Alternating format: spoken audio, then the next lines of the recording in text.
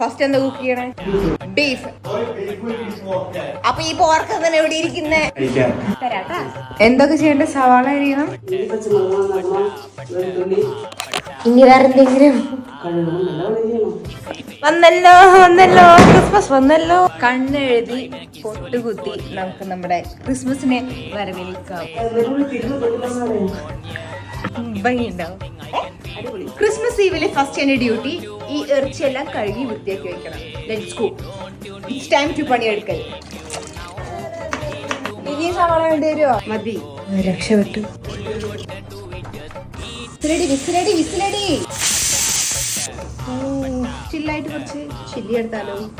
ഇനി പണിയൊന്നുമില്ല. ആ വീണ്ടും വിളി വന്നു.